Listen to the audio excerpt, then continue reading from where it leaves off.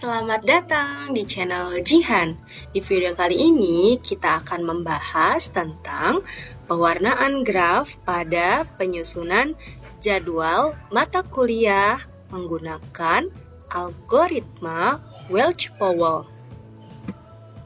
Sebelumnya, perkenalkan, nama saya Jihan Rafifah, mahasiswi semester 5 Program Studi Pendidikan Matematika Fakultas Keguruan dan Ilmu Pendidikan di Universitas Muhammadiyah Profesor Dr. Hamka. Mari kita simak penjelasannya. Pewarnaan graf. Dalam teori graf, pewarnaan graf merupakan suatu bentuk pelabelan graf, yaitu dengan memberikan warna pada elemen graf yang akan dijadikan subjek dalam memahami constraint permasalahan. Ada beberapa macam-macam dari pewarnaan graf. Nah, ada 3 macam pewarnaan graf. Yang pertama ada simpul, yang kedua sisi, yang ketiga wilayah. Pewarnaan simpul pada graf adalah memberi warna pada simpul-simpul suatu graf, sedemikian sehingga tidak ada 2 simpul bertetangga yang memiliki warna yang sama. Sebuah pewarnaan yang menggunakan beberapa N buah warna biasanya disebut dengan N-coloring. Ukuran terkecil banyaknya warna yang dapat diberikan kepada sebuah graf dinamakan dengan bilangan kromatik yang dilambangkan dengan delta G. Selanjutnya ada pewarnaan sisi. Pewarnaan sisi pada graf adalah memberi warna pada garis sedemikian rupa sehingga setiap garis yang bertumpuan pada simpul yang sama diberi warna yang berbeda. Pewarnaan sisi dengan warna-warna, sebut saja dengan variabel, dinamakan sebagai pewarnaan sisi dan ekuivalen dengan persoalan membagi sisi dengan warna-warna tertentu pada himpunan sisi dengan warna tertentu. Angka terkecil dari warna-warna yang dibutuhkan untuk pewarnaan sisi graf disebut sebagai indeks kromatik atau angka kromatik sisi yang dilambangkan dengan delta aksen G. Yang terakhir, macam dari pewarnaan graf ialah pewarnaan wilayah. Adalah pemberian warna pada setiap wilayah pada graf sehingga tidak ada wilayah bersebelahan yang memiliki warna yang sama. Misalnya adalah masalah pewarnaan peta. Tiap wilayah pada peta dinyatakan sebagai simpul graf, sedangkan sisi menyatakan bahwa terdapat 2 wilayah yang berbatasan langsung disebut juga bertetangga. Oleh karena itu, graf yang terbentuk merupakan graf planar.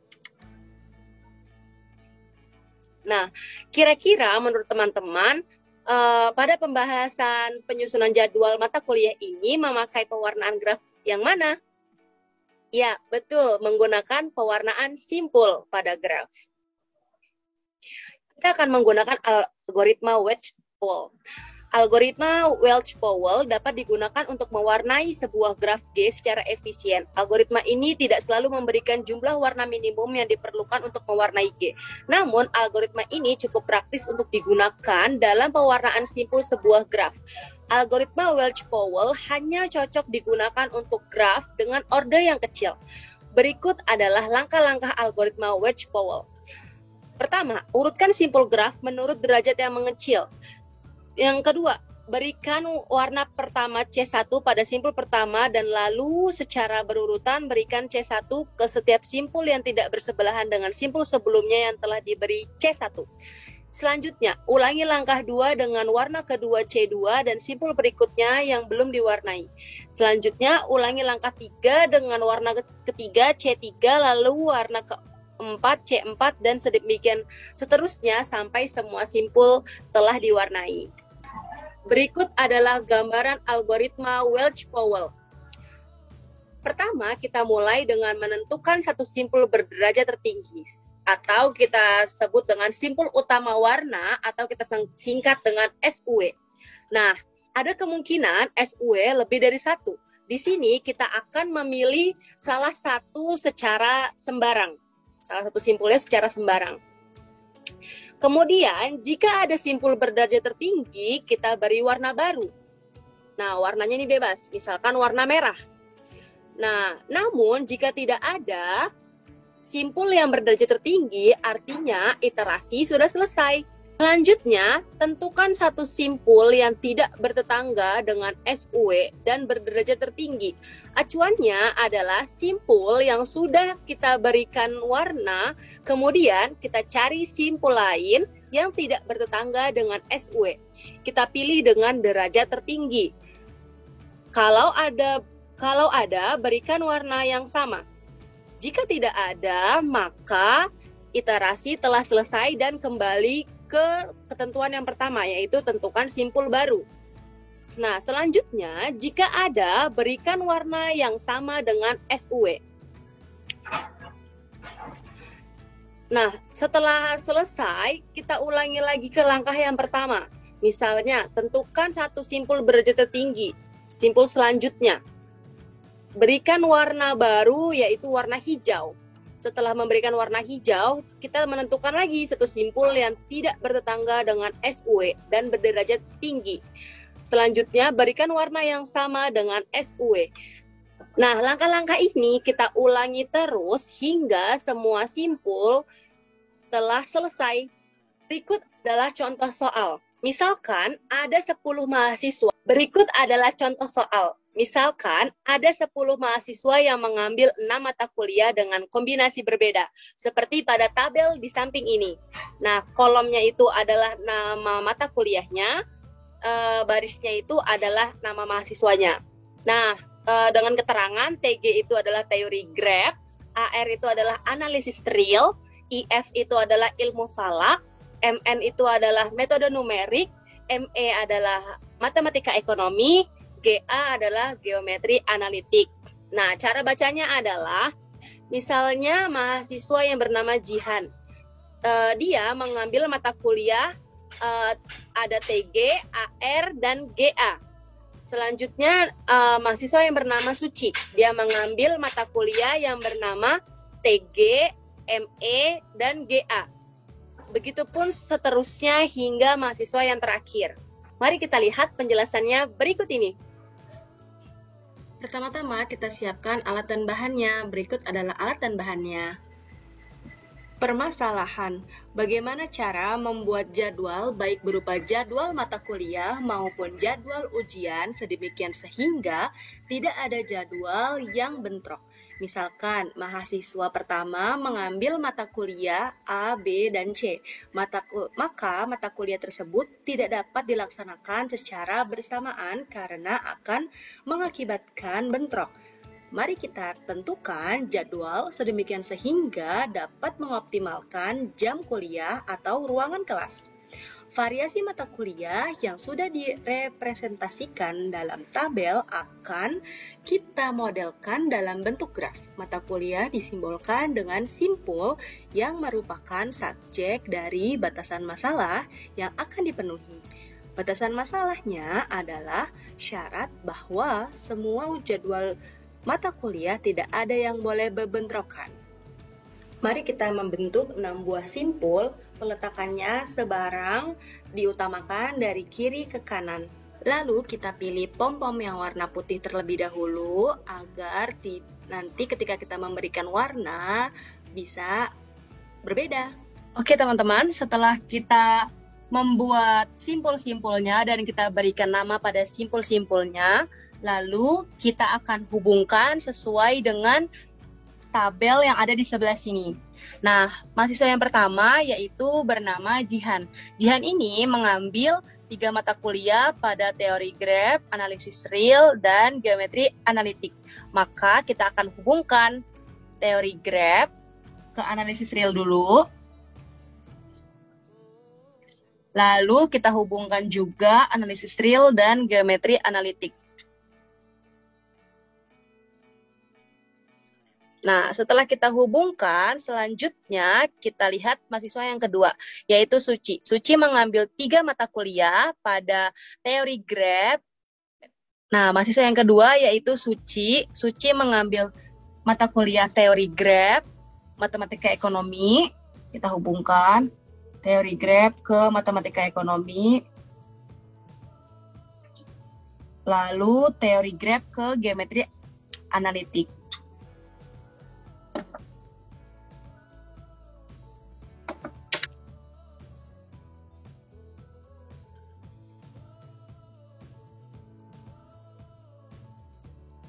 Nah, setelah kita hubungkan, selanjutnya mahasiswa yang ketiga yaitu Indah.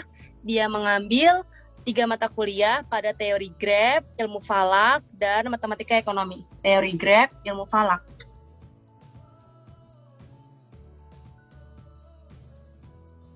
Dan teori graf ke matematika ekonomi. Karena matematika ekonomi sudah, maka tidak perlu kita berikan garis lagi. Nah, selanjutnya ada Vivit, dia mengambil 2 mata kuliah, yaitu metode numerik dan matematika ekonomi.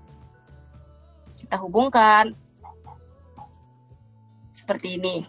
Selanjutnya, setelah kita hubungkan, kita tekan ya, jangan sampai jatuh. Selanjutnya ada Feby, dia mengambil 2 mata kuliah, yaitu analisis real dan metode numerik. Analisis real dan metode numerik.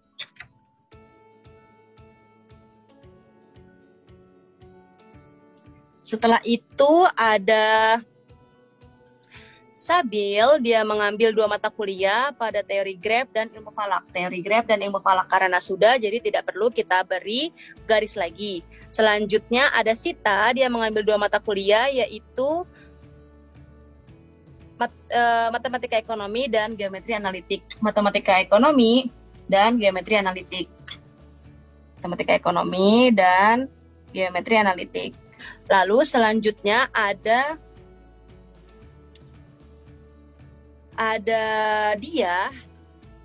dia mengambil teori graf dan analisis real. Teori graf dan analisis real, sudah ya.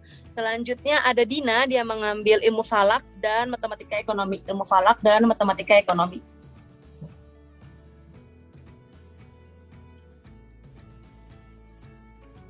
Lalu selanjutnya ada yang terakhir, yaitu Sylvia, dia mengambil teori graf dan geometri analitik. Sudah ya?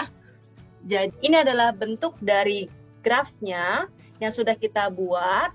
Lalu langkah selanjutnya adalah kita menentukan berapa derajat dari masing-masing mata kuliah. Nah, teman-teman masih ingat apa itu derajat? Nah, silakan dibuka lagi ya materi teori grafnya. Pertama, derajat dari mata kuliah teori graf yaitu ada berapa ya? 1, 2, 3, 4. Dia mempunyai 4 derajat.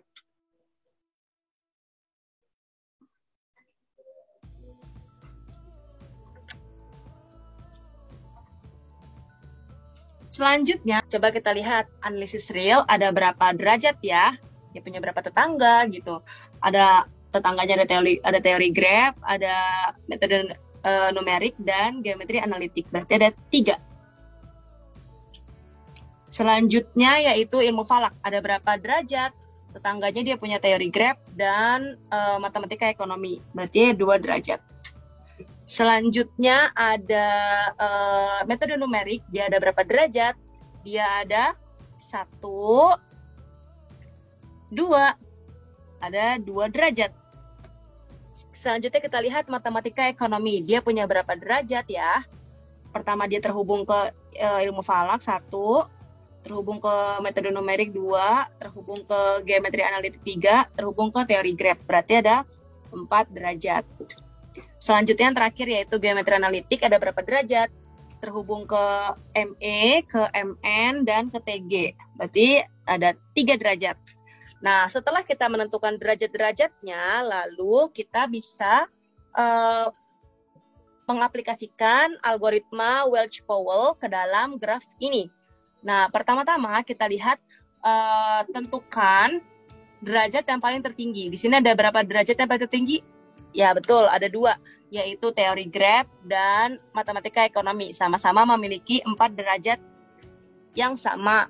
Nah, kita lihat jumlah derajat yang sama-nya ada 4, tapi kita bisa pakai yang teori graf dulu.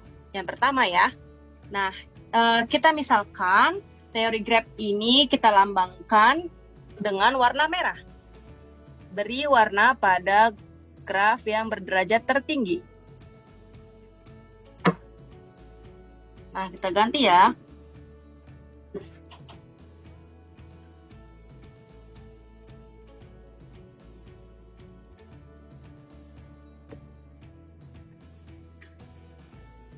Nah, setelah kita ganti menjadi warna merah, selanjutnya kita lihat Simpul mana yang tidak bertetangga dengan simpul TG? Simpul mana yang tidak bertetangga dengan simpul TG? Ya, betul. Simpul MN. Maka kita ganti simpul MN ini dengan warna merah. Kita copot ya. Kita ganti dengan warna merah.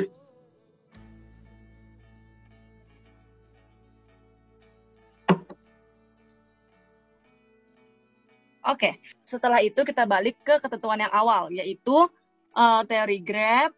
Tadi sudah kita beri warna merah dan metode numerik juga sudah. Setelah selesai kita memberikan warna merah pada simpul yang berderajat tertinggi, maka kita bisa melanjutkannya dengan ketentuan yang pertama tadi, yaitu mencari derajat yang tertinggi lagi. Ada nggak ya derajat yang tertinggi? Oh, ada 4 nih. Matematika ekonomi. Matematika ekonomi ini kita ganti dengan warna kuning.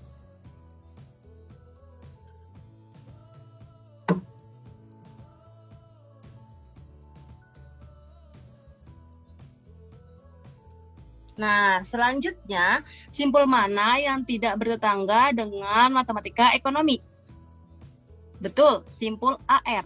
Simpul AR ini tidak bertetangga dengan matematika ekonomi. Maka kita beri warna yang sama, yaitu warna kuning.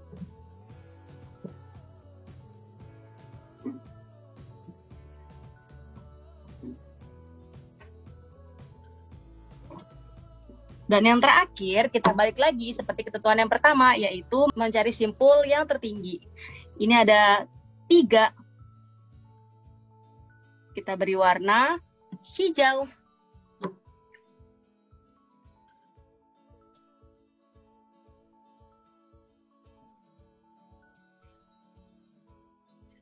Selanjutnya, kita lihat simpul mana yang belum diberi warna. Betul, simpul dari ilmu falak.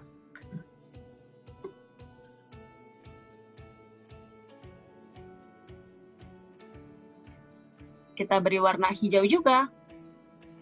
Nah, setelah selesai kita beri warna pada graf ini, maka dapat disimpulkan bahwa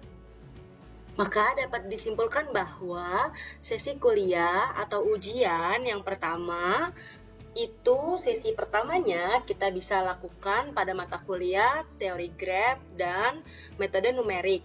Lalu sesi keduanya kita dapat melakukan mata kuliah analisis real dan matematika ekonomi. Dan sesi ketiga yang terakhir yaitu ilmu falak dan geometri analitik. Jadi semuanya tidak akan bentrok. Sampai jumpa lagi. Terima kasih. Assalamualaikum warahmatullahi wabarakatuh.